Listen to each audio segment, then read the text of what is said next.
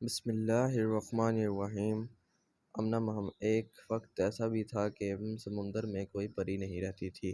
سمندر میں رہنے والی مخلوق کو معلوم تھا کہ پریاں تمام جاندار چیزوں پر نہایت مہربان ہوتی ہیں۔ جب ان میں کوئی دکھ، بیماری یا مصیبت ہوتی ہے تو وہ ان کا پورا خیال رکھتی ہیں۔ اس لیے سب رنجیدہ تھے کہ ہم نے ایسی کیا خطا کی ہے جو ہمارے ہاں پریاں آ کر نہیں رہتی۔ چنانچہ سمندر کے سارے رہنے والوں نے پرستان میں اپنا ایلچی بھیجا اور وہاں کے بادشاہ سے درخواست کی کہ کچھ پریاں سمندر میں بھی بسنے کے لیے بھیج دیں تاکہ ہمارے آڑے وقتوں پر کام آ جائیں۔ ایلچی جب پریاں کے بادشاہ کی خدمت میں حاضر ہوا تو اس نے عرض کی، جو پریاں ہمارے ہاں آ کر رہیں گی ہم ان کے ساتھ نہایت مہربان سے پیش آئیں گے اور انہیں خوش رکھنے میں حتی المقدور کوئی کسر نہیں رکھیں گے۔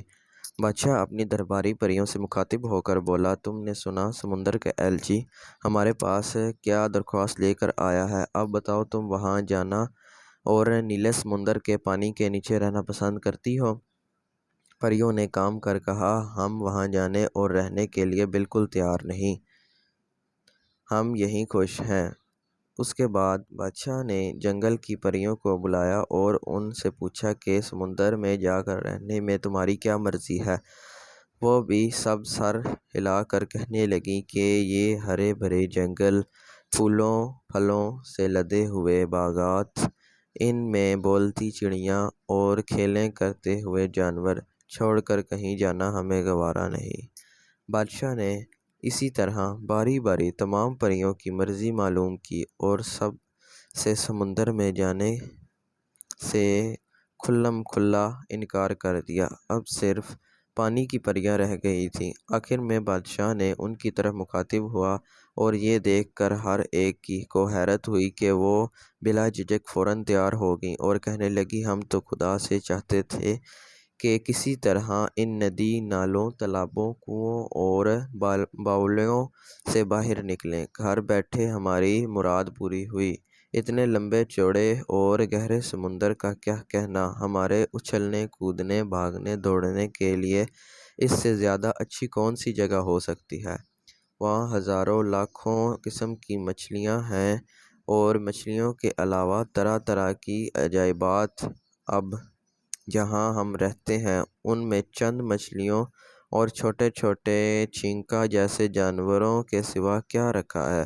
بڑے سے بڑا دریا بھی ہمارے لیے کافی نہیں، جبکہ ندی نالوں کو ہم قید خانے سے کم نہیں سمجھتے۔ حضور، ہماری اس سے بڑھ کر کوئی تمنا نہیں کہ ہم سمندر کی پریاں بن جائیں۔ ہاں، ایک بات کا خیال رہے کہ ہم پانی میں کس طرح رہ سکیں گے۔ دوسرے، اپنے تمام زندگی بھر کے ساتھیوں کو اچانک چھوڑنے کے خیال سے دل دکھتا ہے۔ ہمیشہ کے لیے ہم کو انہیں خدا حافظ کہنا پڑے گا اور ہم اپنے پیارے بادشاہ اور ملکہ کی صورت بھی شاید کبھی نہ دیکھ سکیں۔ بادشاہ نے کہا، نہیں، ایسا نہیں ہوگا۔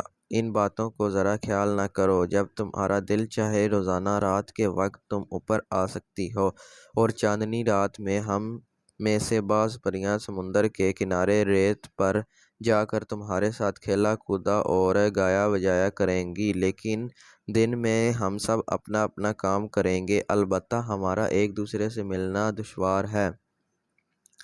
رہا سمندر کے اندر ہر وقت رہنا، یہ معمولی بات ہے۔ میں تمہاری موجود صورت تبدیل کر دوں گا اور تم کو پانی میں رہنے سے کوئی دقت نہیں اٹھانا پڑے گی۔ پاؤں کی جگہ تمہاری مچھلیوں کی سیدیں پیدا ہو جائیں گی اور پھر تم سمندر کی ہر مخلوق کی طرح بخوبی تیرا کرو گی، بلکہ ان سے بھی زیادہ پھرتی کے ساتھ۔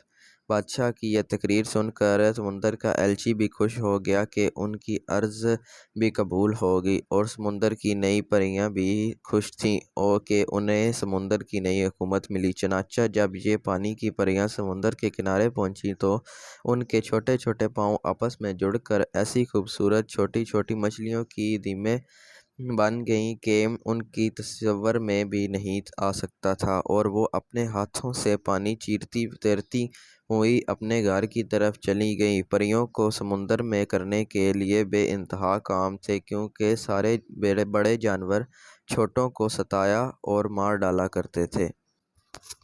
اسٹوری کا اگلا پارٹ انشاءاللہ گائز آپ کو کمنٹس اور ڈسکرپشن میں پن ملے گا، وہاں سے آپ جا کے سیکنڈ پارٹ بھی دیکھ سکتے ہیں کہ آگے کیا ہوگا۔ اوکے گائز، ملتے ہیں اگلی ویڈیو میں انشاءاللہ، ابھی تک کے لیے اللہ حافظ۔